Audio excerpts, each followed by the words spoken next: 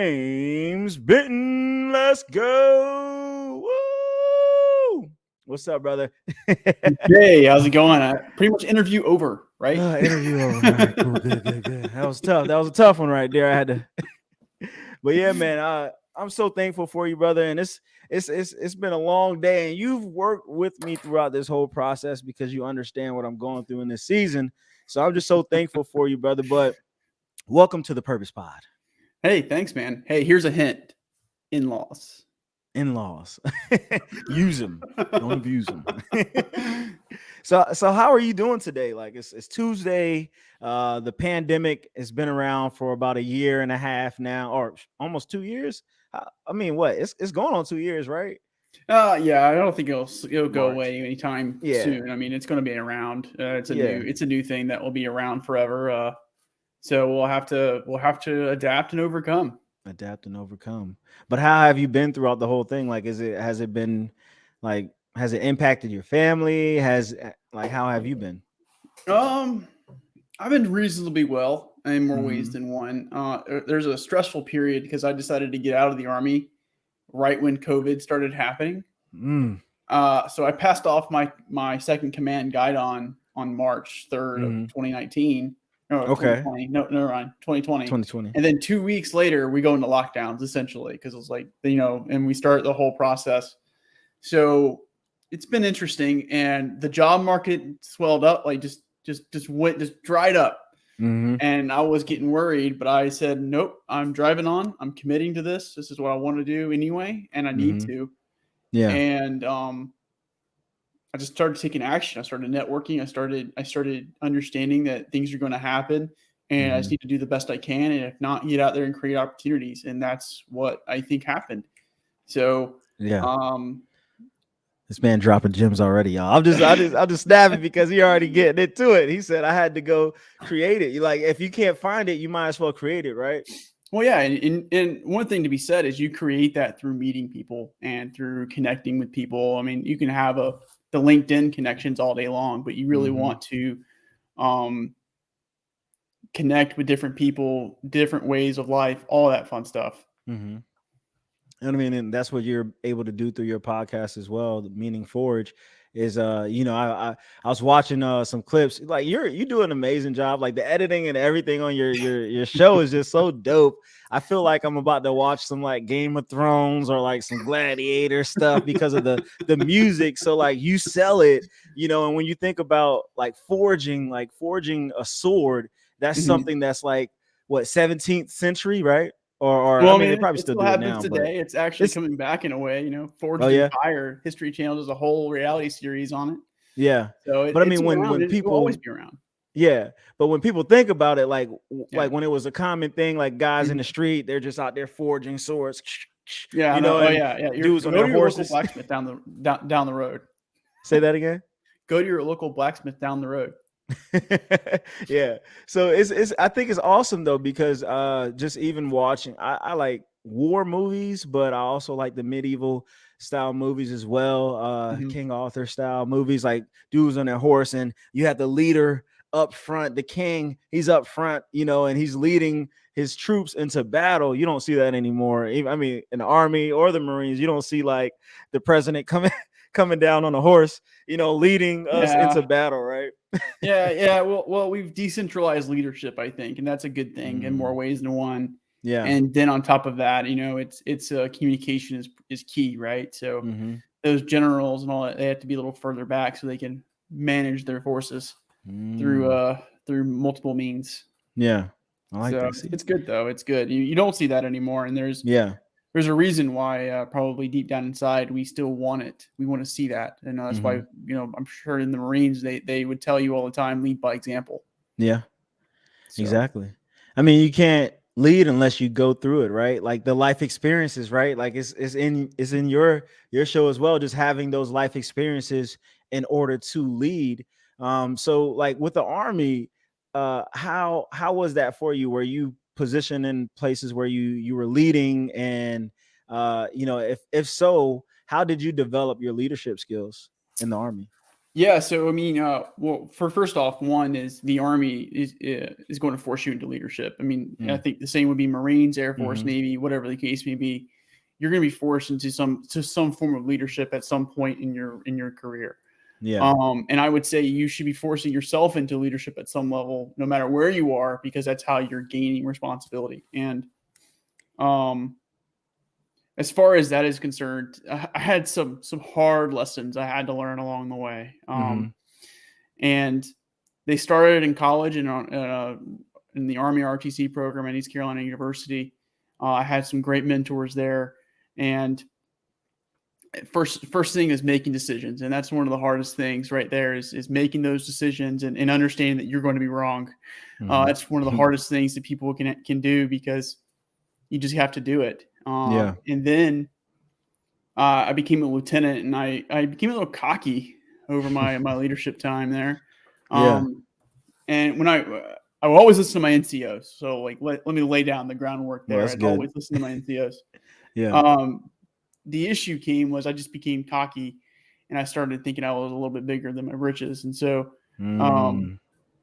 I had to kind of dial back, and I humbled myself and got humbled multiple times, and figured out some relationship dynamics that needed to be known, such as Yeah. I own the relationships with not only the people below me, but the people above me. Mhm. So if I'm not getting something that my team needs, or we're going into a crappy plan, or like going into a terrible execution, I own that plan. I own that relationship, and so there's Yeah. some hard learning curves there, and then Mhm. the Army's command definitely forced me into some more learning and relying on people and generating buy-in and also dealing with the hard stuff. And so Yeah. leadership is It was it's a always there. terrible burden that has to be borne by someone.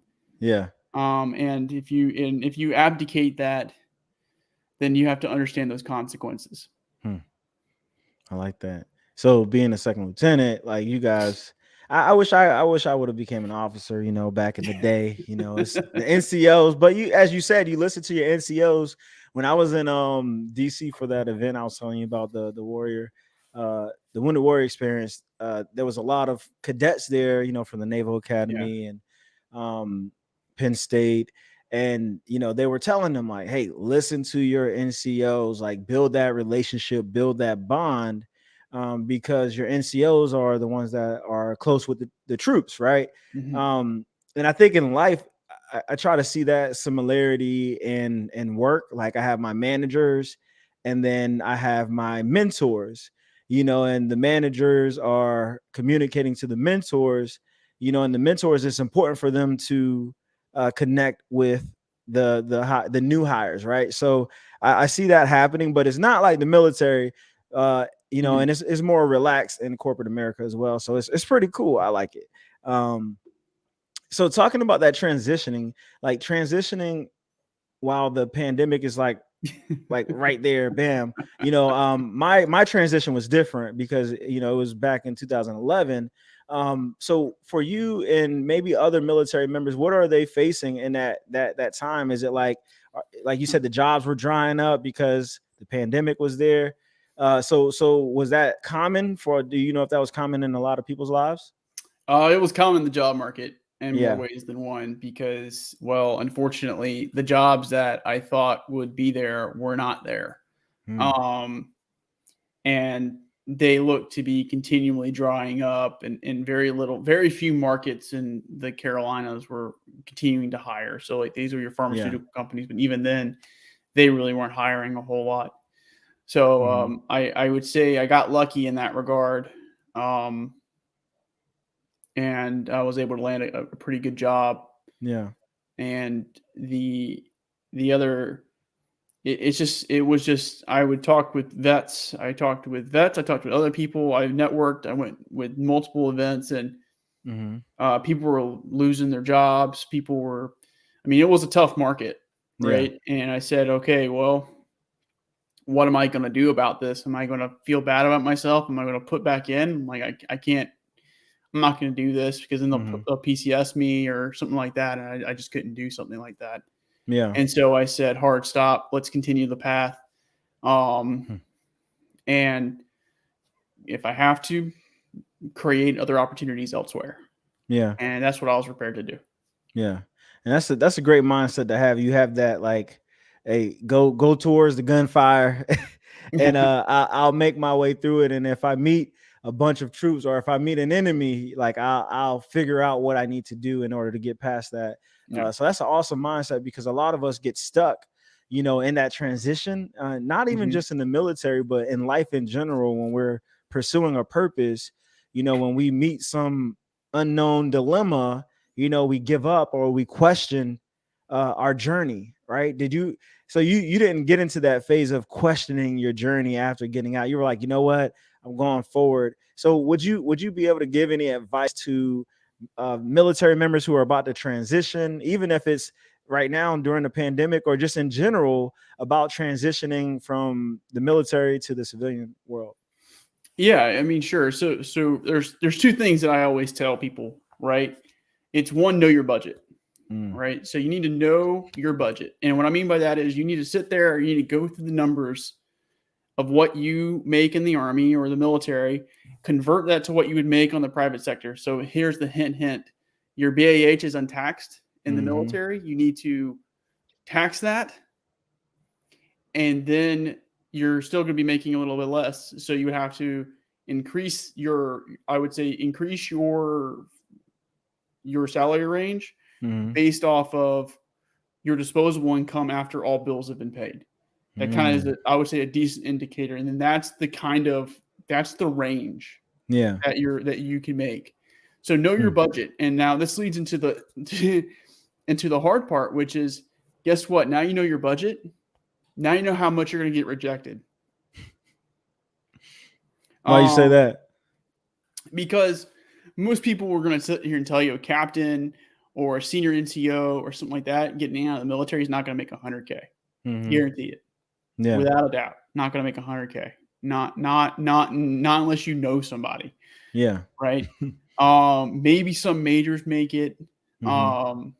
but typically speaking, senior non-commissioned officers and officers, junior officers, do not make 100K, and that's kind of where the Army is going to put you, Yeah. or at least many people in that area. Mm-hmm. So you're looking at your immediate. That's your rejection framework, Yeah. your rejection threshold, I like and that.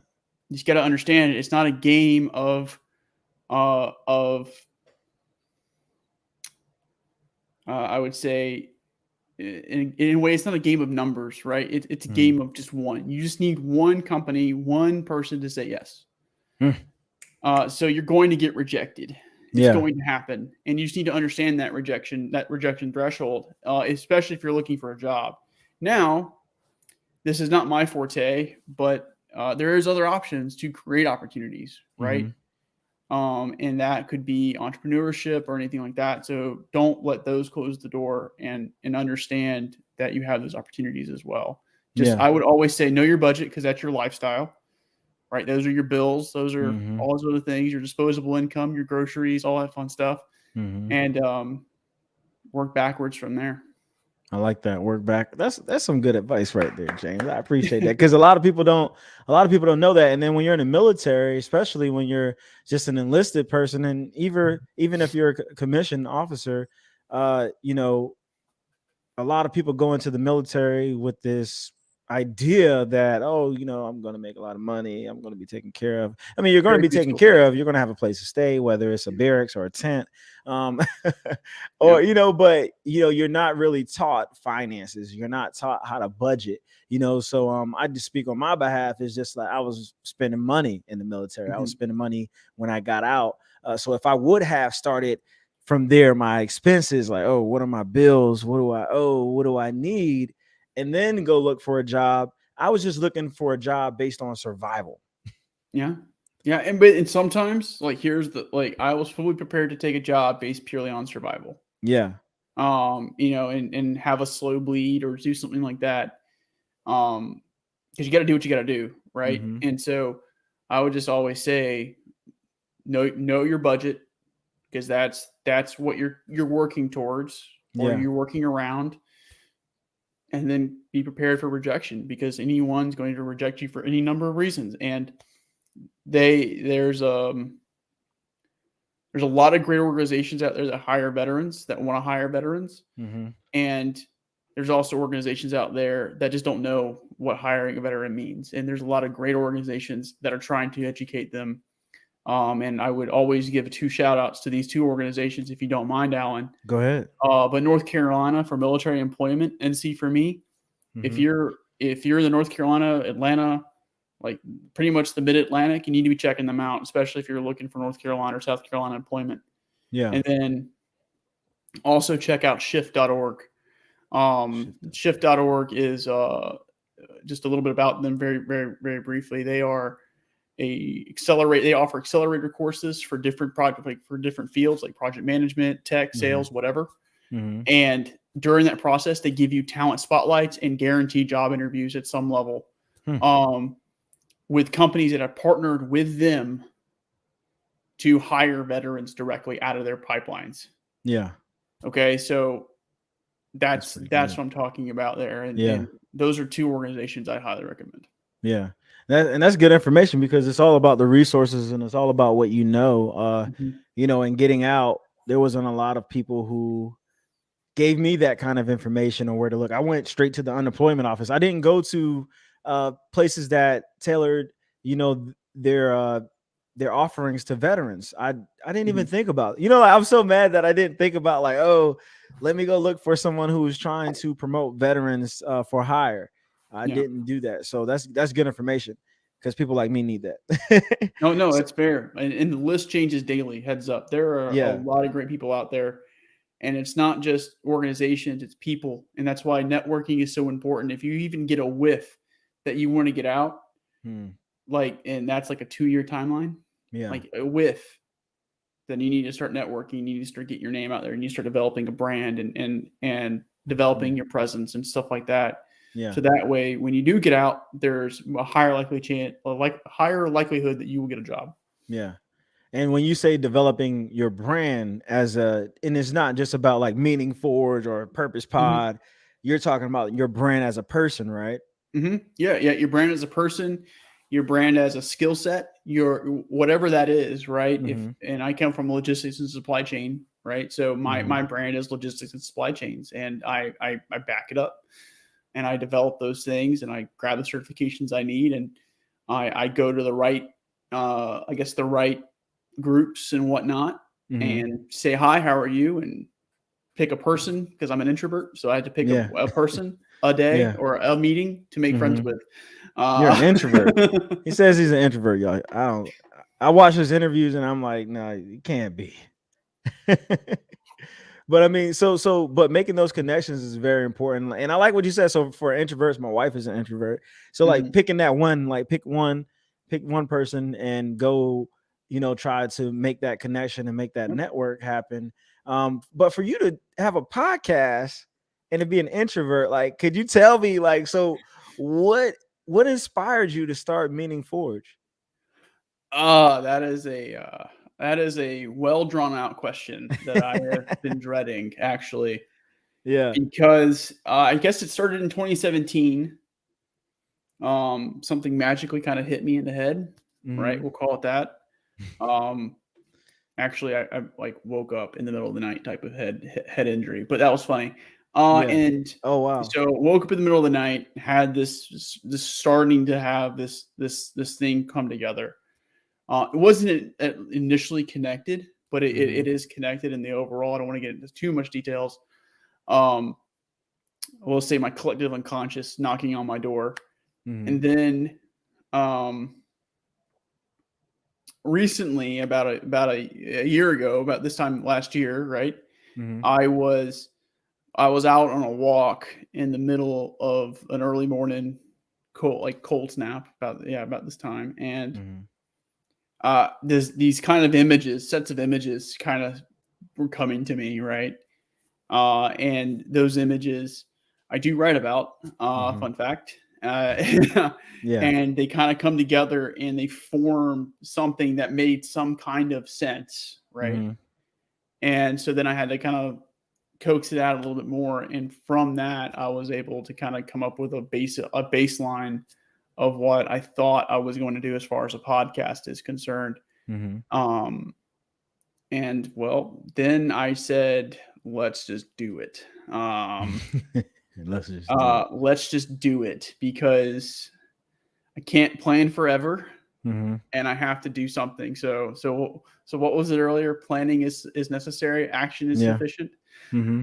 So that was my my aha moments. And then Yeah. I went through a cycle. I went through the first 8 interviews, and I Mm-hmm. had got a lot of great feedback. And then I took a break, pretty long break, and then I started an interview ramp up and all other fun stuff. And now it is what we did Yeah. for the most part.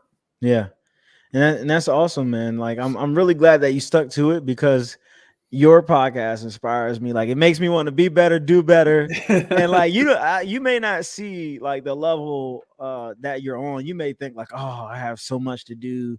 I have to do XYZ. Like, I saw the recap of your 8 interviews, like when you had those snippets of each person dropping their gems, and no pun intended, I'm not saying your name, but not Jim, but gems. Like, Yeah, you're good. but You're good. I get you. no, so like Just they were stoned. dropping so much information, and like, but the way you had the transitioning, I'm just like, man, it's perfect. Like, I have yet to do something like that, and I need to do something like that. So it's awesome. So getting into forging, right? Meaning Yes. forge. For those who don't know what forging is, and when you bring it into the form of forging one's life, forging one's purpose, forging one's meaning, like how does that, I guess, how could that help someone? Like, how could the meaning forge help those who could possibly become listeners to your podcast? Yeah. So the meaning forge is essentially like, so let's first start off with what it is overall. And what it is it is life. And Mhm. it is not meant to be easy. It is just life in general. And we need to understand that. And when we talk about the meaning, like meaning forge, right? In life, we have to derive some form of meaning, whatever Yeah. that may be. And heavily inspired by people like Carl Jung and Viktor Frankl, and those ideas start to trickle down, because one of Viktor Frankl's things is the meaning of life isn't revealed until you are long gone. So you kind of start to see where this starts to come back, right? Kind of like like working backwards in some regards, but also working forwards. So the idea is, if we can find, and this is an experiment, like I will gladly admit that, if we can find some underlying source of how we make and find meaning in our life, Mm-hmm. right, that might be something that we can kind of set a, like almost it reorients us in the world and helps us propel ourselves forward. And so when we look at the forge is that place that's hot, it's hard, it's difficult. You're bringing multiple things together, and then you take whatever that is after you've made it, you embody it, and then you share that with the world in some regard. Yeah. And then of course there's the crown, which is the discipline required to do all that. Yeah. So in this hot space of the forge, right? In this hot space where there's a lot of a mix of things happening. There's a hammer clashing on the thing that is trying to shape and mold. How does that, when we talk about purpose, right? When we talk about purpose, I think like, life is the hammer in a sense. Like, to you, what is the hammer when it comes to purpose? Like, what is that hammer? Yeah, so the hammer is a little interesting, since I have it here. It's the only of my 3 props that I have. So this is actually a gift from my team, from 407th headquarters, with that company I commanded. I was hammer 6, so oddly enough, I got an aluminum hammer that looks like Mjolnir. Yeah. Heck yeah, it was great. That's Thor's hammer. So the idea here is the hammer, right? You're bringing together things, right? You're almost, in some ways, you're forcing them and revealing them at the same time. And when you start to bring these materials together, oddly enough, there's also a procedure that you have to follow. So that's like, in a way, that's the culture and the tradition that's associated with living. Yeah. And then you're doing all of this in we'll say an environment that is not conducive for typical, like, for everybody. So we'll just call that general life suffering. Yeah. Yeah. Which fundamentally just means to bear. It doesn't mean pain. It means to bear. When you derive the word all the way back to the Latin roots. Mm-hmm. And the hammer is, in a way, it's not like you'll start to see this cycle, I hope, form, right? Mm-hmm. You're pulling in inspiration from those who have come before you. You're pulling in inspiration. You're pulling in materials. You're pulling in materials, or pulling in all these other things, and then you're following a particular procedure at a certain point in time in your life. Yeah. And the goal of that is to make yourself, to operate in a mode of being that is useful. It's not a having mode. It's a being. It's more of a being, which is something that Christ and Buddha have kind of grappled with, or in those ideas. Yeah. And it's very difficult in those regards, because there's certain tools you need, there's certain procedures you need. And I've seen people who have, let's say, a forced procedure that wasn't meant for them, and that turns out terrible, or they have a bad material, whether it's a something, right, that exposes a weakness later on, and then, or maybe they don't quench the sword right, something to that effect. Go watch Forged in Fire on the History Channel for more exact definition about quenching. Yeah, but we see these things, and it's derived also from myths such as Thor, such as Vulcan, or Hephaestus, and a few other people who were, blacksmiths of their age. Yeah. Their mythologies. Yeah. So when, like, we're honing in on, the stories people tell us, like, oh, well, this is how James got through life. This is how Alan got through this situation. We grab those materials, and those become like the hammer. Your It helps. toolkit, man. Huh? Just like leadership, just like people talk about leadership, right? You add this to your toolkit. You take it. You look at this. You say, no, I'm not going to do that. Something like that. It's the same ideas. Yeah. The same concept. I mean, and so when forging, when in the forge, when sculpting or shaping something, hammering something, and you talked about quenching, right? So after it's quenched, like, that's when it goes in the water, and you quench. Yeah, like, it's something about thirst, hardening, right? and something like that. Like, I'm not a forging expert. I know. Like, but I'm just talking about, so the overall protocol of forging, right? I love it. I love the principles, because, like, when I think about my life, when I think about life in general, we're all being beaten, to the core, and being made into something, a being. And as we are being made into that, we have to figure out how we're going to be used, right? Like, because you can misuse something. Like the sword and the pen. Like, a sword and a pen could be doing the same things, right? Like, so could you go into the sword part? Like, what is that sword aspect in our lives? Yeah, and so way I see the sword is, this is embodiment, right? It is, you're embodying what you've made, and this is pulling together. So this could be where you are in present life, for example, right? So you have to look back, right? Find out where you've been, looking where you are now, and what makes you, I guess, empowered, how you empower others. Some judgments that you're maybe making right now that aren't good, that aren't too bad, or great. And then how, like, in a way, it's also like how as you alluded to earlier, a signal in its own right. Because, the general pulls up, his sword and charges down the cavalry, the leader, whatever the case may be. And so there's that idea of leadership kind of starting to play itself out in there. And that is effectively where you are in your life now. Where you are now, and looking from the point of where you want to be, right? Like, or yes, because we're talking about, like, you can frame it that way, where you want to be, where you're aiming at, where you're aiming at. because you can kind of aim with it a little bit, by pointing. Yeah. It could also just be a higher cause type of idea. Mm-hmm. And there's the sword is in and of itself a very interesting idea looking at it from that way. Mm-hmm. And the reason why I draw that idea is because my understanding of French history is before the French had the revolution in 1700s, the late 1700s. Mm-hmm. There was the people of the robe and the people of like the nobles, right?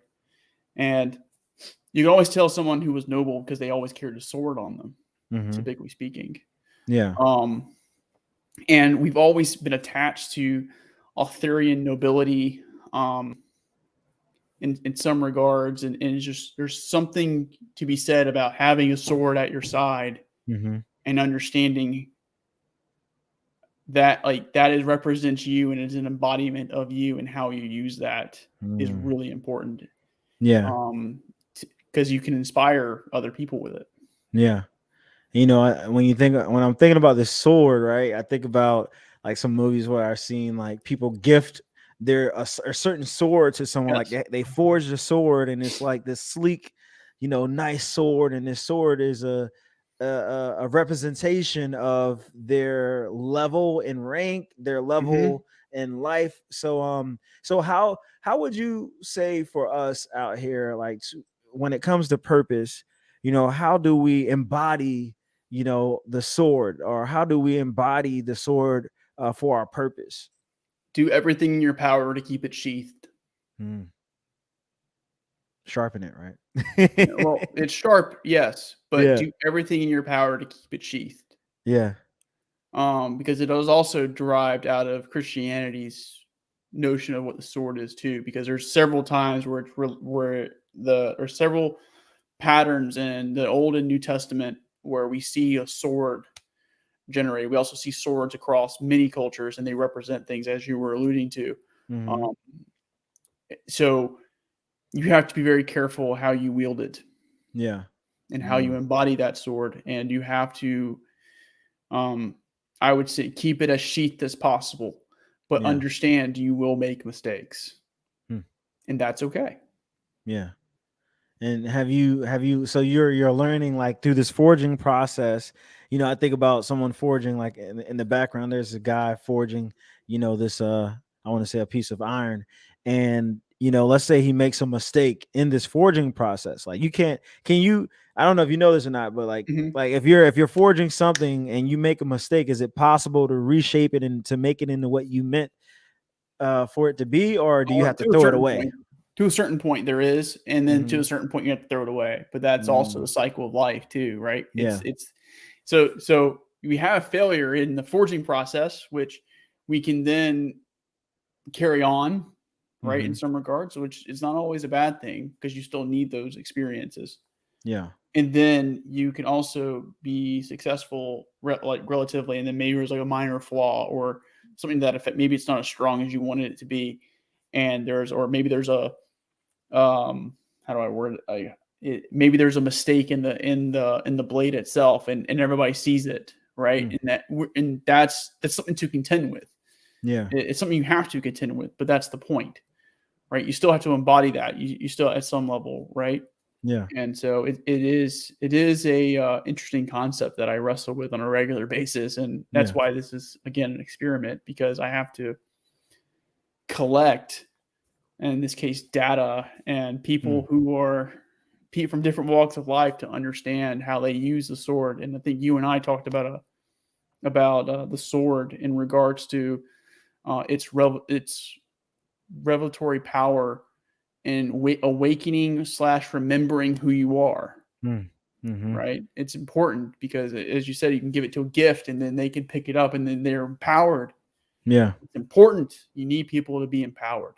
Yeah. You I need love people it. to be empowered, and you need to be careful how you use it and keep it sheathed as much as possible, Yeah. unless you're using it to break chains of someone else. Come on, man. Unless you're using it to break chains for someone else. And that's And probably even then, because that's debatable how you use it. yeah, I've because wrestled it, with it just that so many depends. times. I don't know the answer to that. Yeah. I mean, like with the sword, I mean, like, would you so You know, with the sword, it can be used to defend. It could be used to protect. It could be used to just to show someone like, hey, like this is what I have. Yeah, You know, but then again, everyone who carries a sword doesn't mean that they know how to use it the right way. You know, exactly. so are you trained to wield the sword? Exactly. So Exactly. I like that. You know, because with purpose, you know, a lot of people think that we were a lot of people think that, you know, oh, I can't do XYZ because uh I was never taught it. I was never Hmm. shown how to do it. You know, but I think there's a certain point to where you could pick up a sword and learn yourself and learn how to wield that sword yourself, and learn how to just let that sword become when they use the sword, they want the sword to become one with their body, right? Hmm. So learning how to walk in your purpose, learning how to bring meaning to your life, you have to learn how to bring meaning with the past, right, and where you are right now. Well, So yes, and then that's also where you start to see, and this is now kind of coming to me a little bit, but mhm, it's also where you can start to enter the arena, and what I mean is in a more controlled way, right? Like we're not talking about like going off and fighting a war, right? We're talking right. about entering into a Socratic or a dialectic process where you are iron sharpens iron, that Mhm, idea, right? So you and I can empower one another through competition, mhm, useful competition, not the terrible ones, right? yeah. um and hopefully we both get better and we can both learn, and that's you use that as symbolic representation of how you work within a community, how you work with other people, Mhm, how you relate to them, and how you can maybe show that little glint of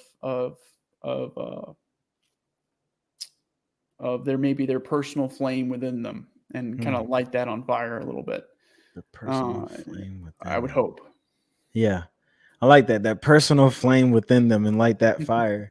I love it because you're trying to you're making this, you're doing this experiment, you know, and you're finding out how people use the hammer, the sword, the pen, you know, and the crown, right? So with the Mhm. pen, you know, when we talk, I think when we were talking, we were talking about like the pen and like the power of the pen and how the pen and the sword kind of had this similar power, right? Because the pen and the sword can change the history, the projection of history, right? Mhm. So let's talk about the pen. How have you been using the pen? Like, what is the pen for Meaning Forge, and how have you used the pen? Well, in a way, the pin is the simplest answer is legacy, and I get to ask Yeah. two, like I get to go back and forth on like two fun questions, right? Which is Mm-hmm. 2,000 years from now, the man, the myth, the legend. How do you want to be remembered? And then Yeah. the other question I like to ask is people do an archaeological dig on your house or something like that, wherever, and they can only find one thing. What is that one thing? Mm. And it's a really great question because then you can kind of see how they want to be remembered in that Yeah. regard, and that's important, right? Because that attributes to your legacy, Mm-hmm.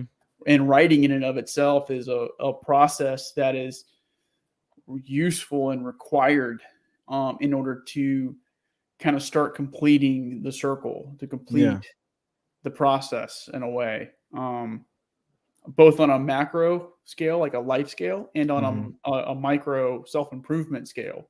Yeah. Um, so when I look at the pen and I look at that, first off, they are absolutely made of the same substance.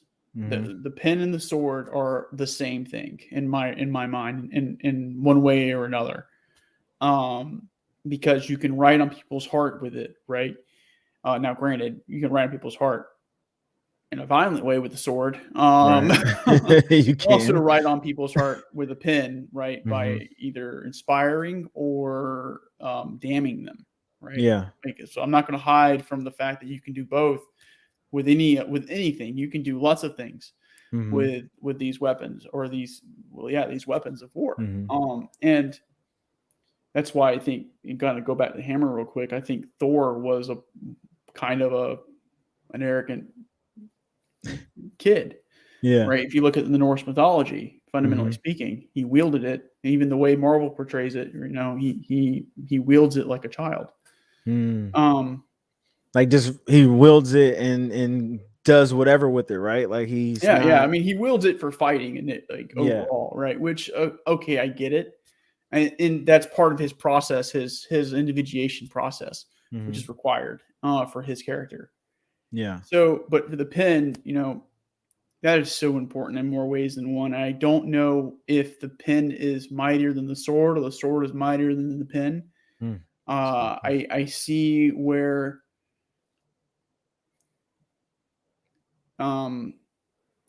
those things can have different effects, right? And if I write something down, the chances of it being remembered are higher, whether it's through generations or through timelines or whatever the case may be. And that all kind of starts to feed back into the process. So the pen and the sword it's an interesting conversation to have. Yeah, I mean, and you mentioned like Christianity and Mm-hmm.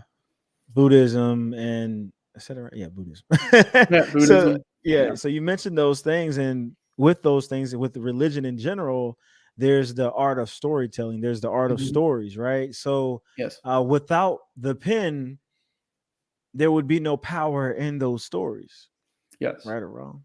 There will be no inspiration, no nothing to pull from Yeah. when you're forging or when your descendant is forging. Hmm. When your descendant is forging, You because see, see if what I we did there? lack, yeah, I like that. I like that. It's because if we lack the, if we're not responsible with the pen, if we don't make sure that we wield this pen the right way, um, Mm-hmm.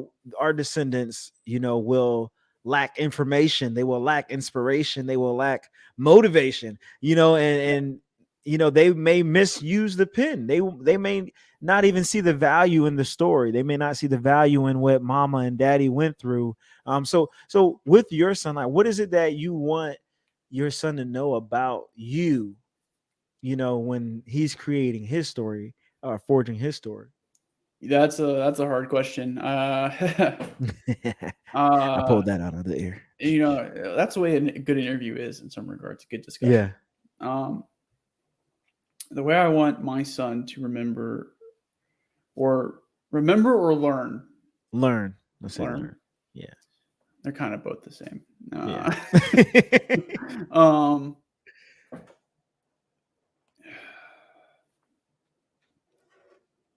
I want him to be able to start making himself right and make himself to the best level that he can, and to embody that and essentially forge an individual, right? And when I say an individual, I don't mean somebody who it only cares about themselves or something like Yeah. that. I don't that's not my definition of an individual. Unfortunately, Mm-hmm. I can use that, right? Yeah. An individual is someone who can they realize who they are, right? They reach a pinnacle of knowledge and maturity and into kind of like almost like an art state. Mm-hmm. And they're able to align themselves and therefore carry themselves through the world in, I don't want to use meaningful way. I think it's maybe too redundant, but they want to carry themselves at the world understanding people, right? In many ways, this is alluded to by the Tao Te Ching. This is called the way. This is also what I think Christ alludes to when he says you will walk a narrow path, right? So Mm-hmm. an individual is someone who walks a narrow path and understands that Mm-hmm. narrow path. Yeah. Um, You preaching? Come on. so that's what I hope he can Yeah. do. And I will understand if he fails. That's Mm-hmm. okay. Mm. I think we all do, and even if he never does learn, that's okay too. Yeah. Because eventually we'll all figure it out. Yeah. I like that. And that narrow path, when you just brought that up, it just made me think, just about being an individual and the journey to purpose and forging meaning to our purpose, there it is a narrow path. Like a lot of Mhm. things that you do for Meaning Forge and what I do for the Purpose Pod, it's done on our own to a certain extent. You have to Mhm. forge this path, that is right to you, because there's no right way to start a podcast. There's no right way to leave the Yeah. military, right? Like it's just, you have to figure out the path that's best for you. So as a professional and as an entrepreneur, because being a podcast host, you're being an entrepreneur, how do you like stay motivated on that narrow path as an individual? Well, the odd thing is I actually look forward to my conversations because the conversations in a way reinvigorate me.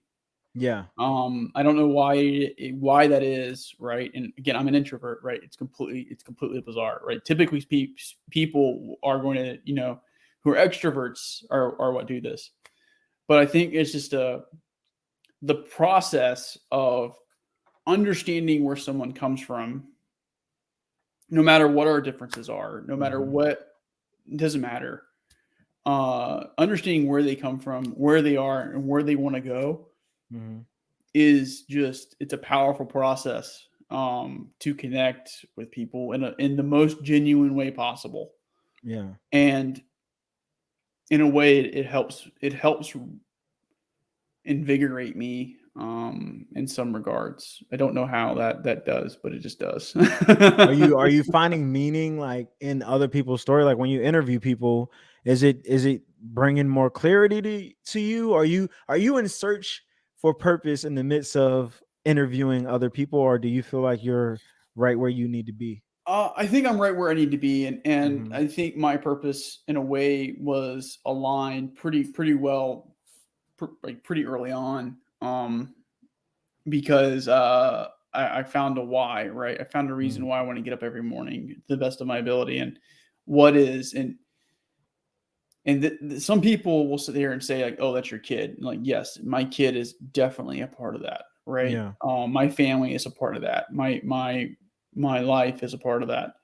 However, the key thing here is what rest, or what is the pinnacle of all of that? What's at the top of that pyramid? Mm. That is what I need to be pursuing, right? And then everything Yeah. kind of aligns to that.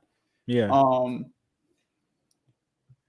so for me, the why was pretty much in the intro. It is to learn as much as I can about the world and about Hmm. myself, right? So that way I can empower others to contribute to whatever their life pursuits are. Is Yeah. the full version of that, and then I Yeah. just say to forge individuals. Yeah. To Um, forge individuals. so that to me is right where I am now. In order to kind of get a better grounding, I have to have a pattern, right, Hmm. or something. Because if not, I can just go off and say I'm some guru or something like that, and Yeah. maybe some people will believe me. But yeah, but if I I can look believe at you. it, and from I guess I don't know if a scientific perspective is a way to put it, but maybe an empirical perspective, and say, hey, like, of these people, right, in these categories, we start to see these things, Hmm. and maybe there's something that can give me a little bit more credibility there. Yeah. But interviewing people,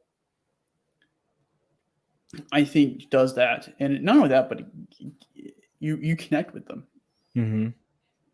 So Yeah. we did it. Yeah. So It's true.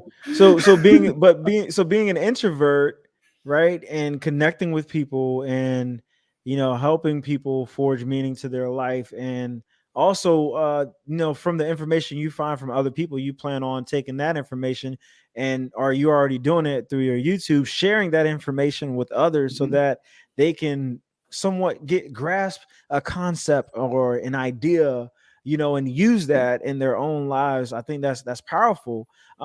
Is it the leadership that came from the military that has you like this? That is like because it seems like you're on a trail and a path that the introverted James would be like, no, man, I'm good. I don't want to go out there and interview people. So like what is keeping you on this path? Is it other people out there that you want to inspire? Is it that important to inspire them that you're willing to get outside of yourself to do it? Yeah, I think that would be probably appropriate, Yeah. provided that I actually go out and do like a public speaking engagement. Because Yeah. that's another thing, right? Like doing this versus, yeah, granted, like I'm sure plenty of people are watching and they will be watching, and that's Mm-hmm. important. I'm actually just talking to you right now on a one-on-one Right. basis. Yeah. And that's where like the introvert thing doesn't matter. Now, if I were to do like a public speaking thing like you, I might be having some stage fright, but that's okay. Yeah.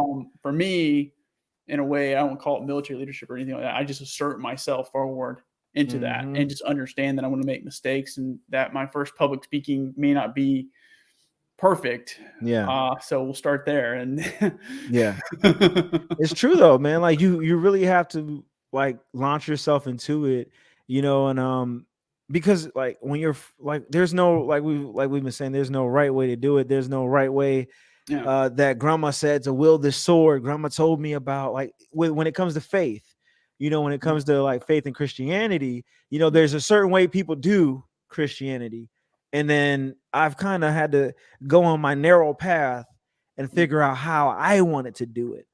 So does faith play a role in your life while you're forging this meaning to your purpose? Yeah, so it absolutely. I mean, I classify myself in as a Christian. So I Yeah. mean, there's that. I've entered into plenty of conversations with atheist, agnostic, whatever the case may be. It's been interesting. I've studied as many of the world religions that I can get my hands on. Yeah.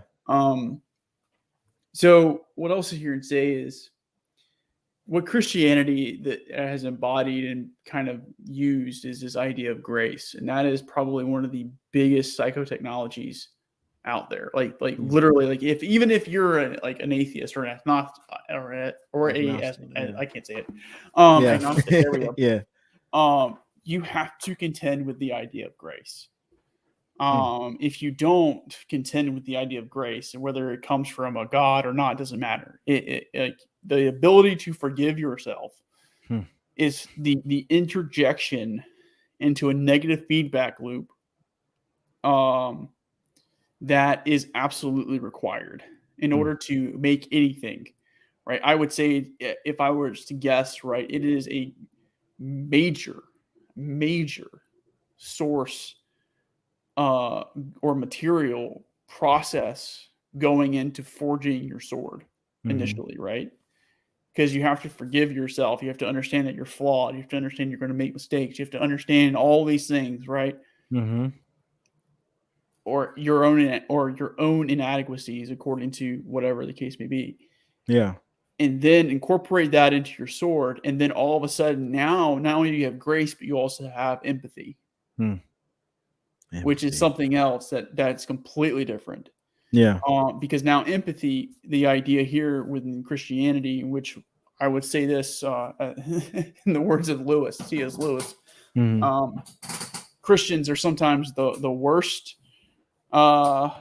advocates and sometimes the best, right?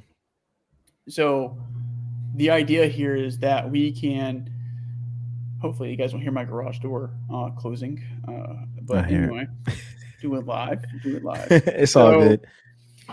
So the idea here is that with empathy, right, this is the idea of carrying your own cross, right? I'm able to understand that I have failings. I have these things that went into making who I am. Yeah. And if you can do that, you're wielding your sword now infinitely better. Because you're able to understand, hopefully a little better, why someone might do that, or at least inquire into why. Yeah. And I guess maybe have a little bit of serenity or peace, or like in the tension associated with wanting to help them versus letting them help themselves. Right? Empowering them to help themselves. Yeah. Now, this does not mean you go out and just offer them advice, right? That's not what I'm saying. Yeah. I'm saying you're this now. This goes back to the one of the major questions we were asking earlier is how to use the sword, and this is the Mm-hmm. idea I don't know how to answer. So I'm down between two choices. Mm-hmm. I see someone chained by their own whatever, right? Mm-hmm. Do I give them the sword or do I cut their chains for them? Hmm. That is the hard part about that. Yeah. And I lean towards giving them the sword. Hmm. And Rather don't than doing it cutting and it. yes, and don't do it naively either. Because they will, in some cases, you have to be prepared that they will lash out at you. Hmm. Um, which is okay, right? Yeah. And so they take the sword and they're hopefully would be empowered, and in an ideal world, they will cut their own chains and then become their own messengers. I can go make another sword. Hmm. That's not hard. Yeah. Uh, I like that. so But what happens when so like because I love what you're saying right here because when I look at my life I'm the guy usually cutting people's chains with my sword, right? And I'm like yeah, when you're someone even like you take the time to share messages from people, and you take the time and you deliver that to other people, so you're kind of giving them you're cutting their chains off, right? So people get into the habit of being used to people cutting their chain off. Is that why you give them the sword in a sense? maybe I just think that if you don't if there's no earned experience there, Mm-hmm. you're only reflecting, and you don't own that idea. You don't own who you are. You don't own those things. Yeah. And the only way is in a way to suffer a little bit, right? So you cut off. You are the one who cuts the chain, or you are the one who forges a sword. And then, here's the really grotesque part of this: but taking it and turning it on yourself, Mm. not in a suicidal way. But the idea here is, um, if only evil was as insidious as open axe, but what man can cut what man can cut out the piece of evil that runs across their heart? Hmm. Something to that effect. That's Who Alexander wrote that? Oh, I was Solzhenitsyn. about to say you over here dropping Uh, that's Alexander Solzhenitsyn, and yeah. the idea is the battle lines for good and evil are in all of us. Yeah. So I mean, Mm. can you turn that on yourself and do that? I don't know. Yeah. Not without killing yourself. Yeah. Um, Wow. so there's a lot there in how you use a sword, and and when it comes to empathy, right, it comes to grace and to understanding that, right, you can't be naive about it, because you also have to understand that, again, you come from that same idea Mm-hmm. to be able, hopefully, to empower other people to. And this is my favorite scene. We went over this in our interview. Is Mm-hmm. remember who you are, remember where you come from, and lift up your own sword. Arise, King Theoden. Right. Mm-hmm. Um. Remember who you are.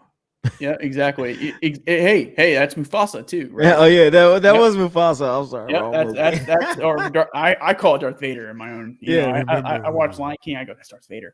Yeah. Uh, but that's Remember the who same you idea, are. and that's important to contend with. Yeah. And then you can take that, right, and you write that in your journal, or whatever the case may be, and that Mm-hmm. helps refine who you are, Yeah. and the cycle repeats. Hmm. And that grace aspect of what you're saying, and grace and empathy, I have really tried to make. Oh, can you hear that? I don't know if you can hear the background back there, but the grace, the grace and the empathy is something that I really tried to make one of the two of the tools that I use while I speak to people, while I connect and network with people, because I understand that people have their own story. People come from different Yes. backgrounds and stuff. So, what are some advices? What advice can you provide to people who are finding it hard to have grace for others in the midst of their journey to purpose? So there's a few things that I would say to this. One is understand where you come from, right? Mm-hmm. So there's that. And the reason why I say that is because you have to understand where you come from, and to have some, that way you're not naive or arrogant, or you need to humble yourself. And then you, when wielding your sword, you want to keep it sheathed. Mm-hmm. Because sometimes it could just be their own lack of their own self strength, right? Some philosophy has a weird way of describing the open cage that we're in. The open cage. Yeah, the open cage, it does a great job of describing the walls and stuff like that, and the Mm-hmm. bars, but it some reason we seem to miss the open door every time. Mm. Um, Come on, poet. uh, uh so there's that. And Yeah. then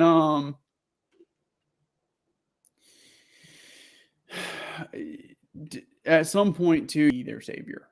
Mm. That needs to be something that needs to be recognized, and it may not be an early thing. Yeah. There is a time though you need to be careful and say, I have to move on. And Mm-hmm. that is a decision that I would say it's only you and you alone that can make that. Yeah. It's a hard decision, but it's a decision that nonetheless you have to make. I like that. So understand that there's a time and a place for that, and I think deep inside we know when we have to move on. Yeah.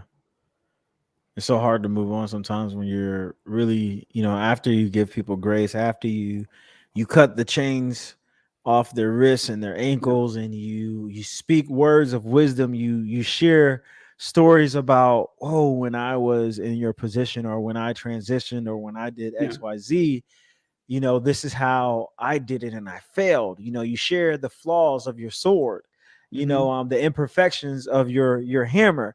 You share all of those things in hopes of people being inspired and changed. But sometimes people take those stories and they put it in their pockets and they forget it's there. They start jamming other things in there. Well, I would say it's more like a wine, or something that needs to be aged, right? Yeah. Sometimes it just doesn't hit them immediately, and Mm, sometimes it never will, right?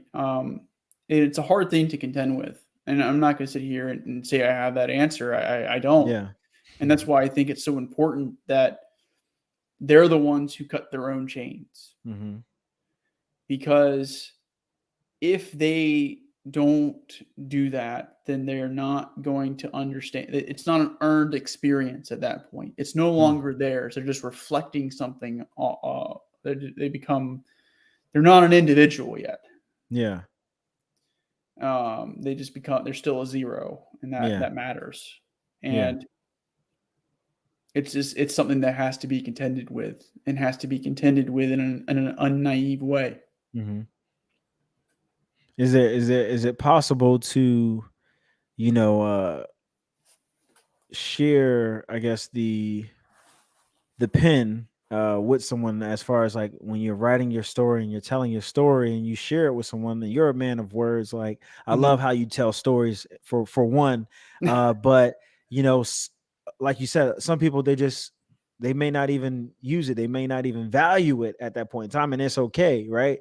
I think it's the fact that we at least try to express ourselves and share ourselves with other people. Why is it important for you to, speak, or to write your story out, the way you do? Like, you have this storytelling way. If you guys listen or read his book, or read his book in the future, or I just hope. happen to come across his poems, he's a storyteller.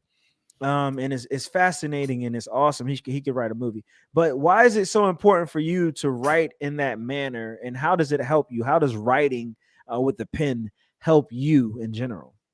Well, writing is fundamentally putting it's a focusing activity, right? Mm-hmm. Let's be honest, like that's what it is. It's a Yeah. focusing activity, and it's a deliberate process. And I would say I prefer to write with my hand versus Mm-hmm. a computer, because like you're focused on that. Yeah.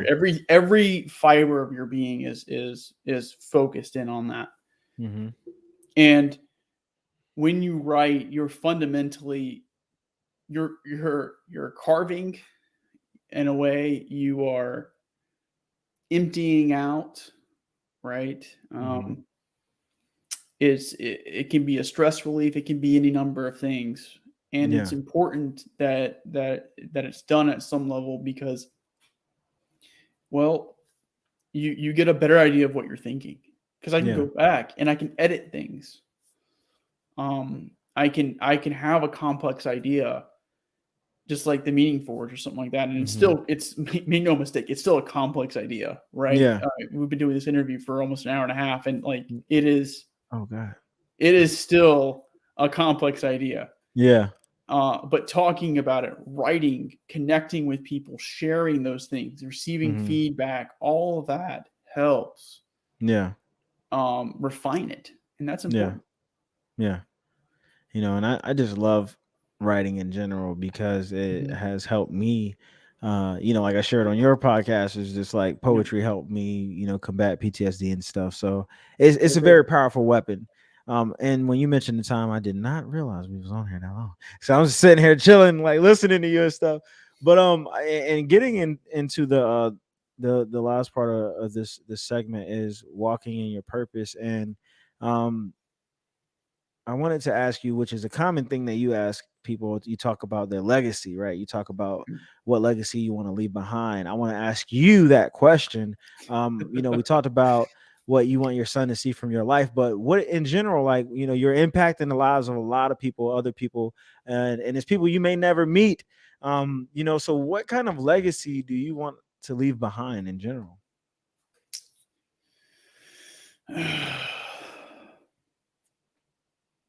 That is the question I don't know if I have a good answer to. Mm. I don't want a good Uh, answer.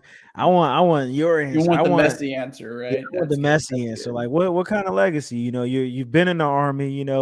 You created a name for yourself in the military. You came out here in the civilian world, and you're a husband, father, podcast host. You have a job. Like, what do you want that legacy to be like when you leave this earth?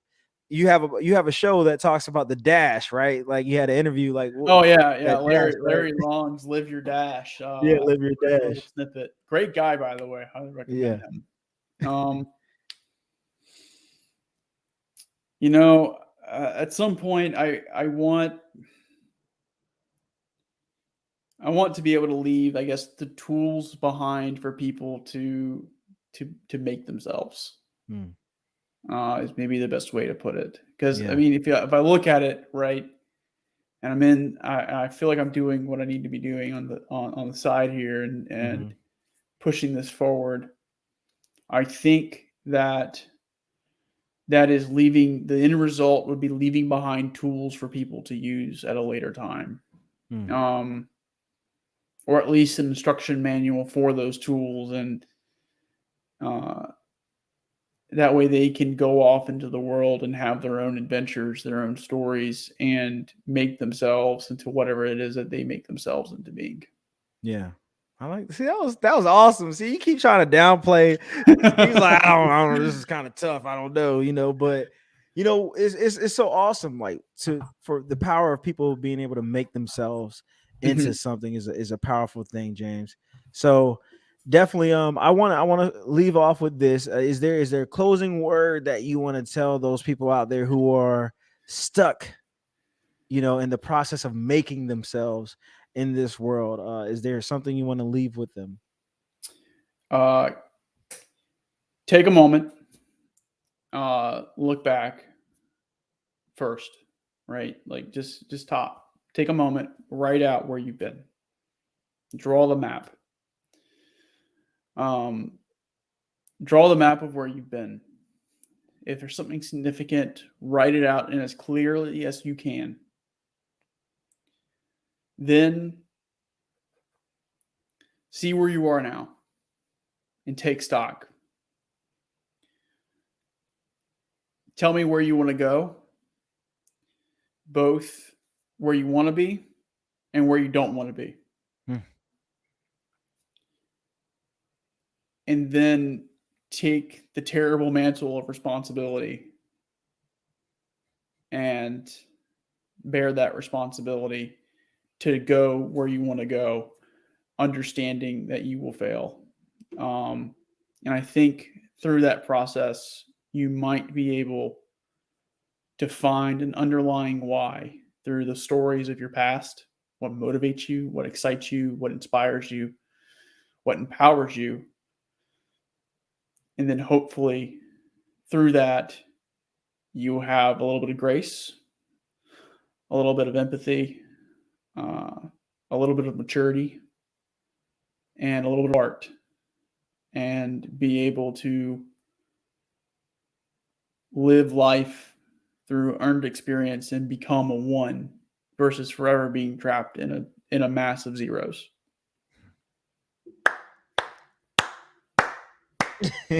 God dang it, boy! I tell you.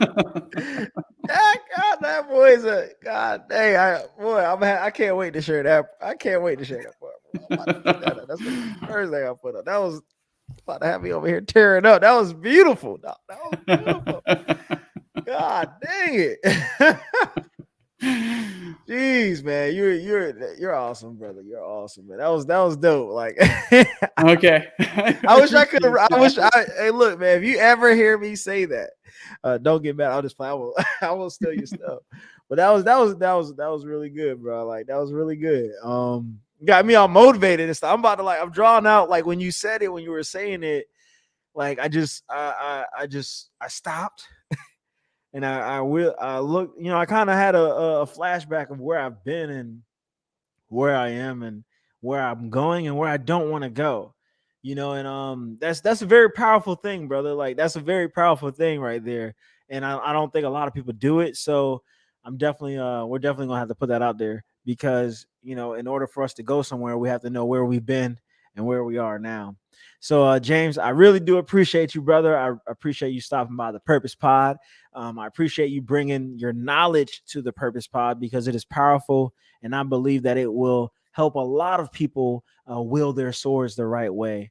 And is there anything else you wanted to say? Like, definitely, guys, subscribe. Well, I have him here. Subscribe to the Meaning Forge podcast and check him out. He's on YouTube and he's on Facebook. So just soon, hopefully, subscribe. I'll have links for an actual podcast, just audio format. Yeah, and I need to do that too. I'm with you right here, brother. We're video right now. Hey, look, one step at a time. King. Video is still king, man. Video is still king. Let me fix this right here. Hold on. Let me fix this and before I send you off here. You know how it is. Bam, there it goes. YouTube and follow the Meaning Forge on Facebook. So this has been a powerful interview. I love your delivery. I love your style. I love your flow. And just your humility, and all that you do, and seeking understanding is what you do. Like, you're a man that I can see, like, just traveling the world, studying, interviewing people, writing novels and talking about what you discover. So definitely appreciate you. Tell your family we appreciate them. And for your time, because I know how it is, brother. So thank you for joining us on the Purpose Pod, brother. Thank you for having me, man. All right, everybody. James Benton, Meaning Forge. Thank you all for tuning in to another episode of the Purpose Pod. I was going to say of the Meaning Forge. I am your host, Alan Levi Simmons. That was James Benton. I hope you guys listen in. If you missed the full interview, please make sure you go back. The brother dropped some gems, and he's a man of information. And he would probably tell you, no, I'm not. I don't know anything, but he's lying. So, but make sure you go check out the Meaning Forge. Make sure you subscribe. DJ Davi dropped it on the 1s and 2s earlier. If you guys missed it, please go back. I have one announcement to make really quick, and then I will get out of you guys' hair. Right here, I am an ambassador for Giving Hour. We're talking about mental health, and there's a Giving Tuesday coming up. So please, if you do have the resources or anything, make sure you check out Giving Hour. They are out there providing mental health therapy or counseling for veterans. So make sure you check that out. It's awesome that James and I are veterans. So make sure you guys check that out. And like I said, go subscribe to Meaning Forge My guest today was James Benton, How I Forge Meaning to Purpose. So this has been another episode of the Purpose Pod. I am your host, Alan Levi Simmons. Peace.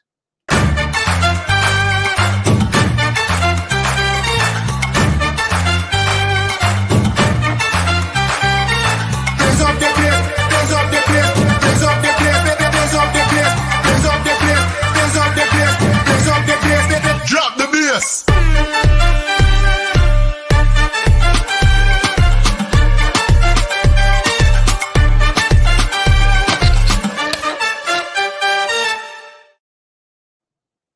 Oh, I wasn't supposed to be here. Hold on.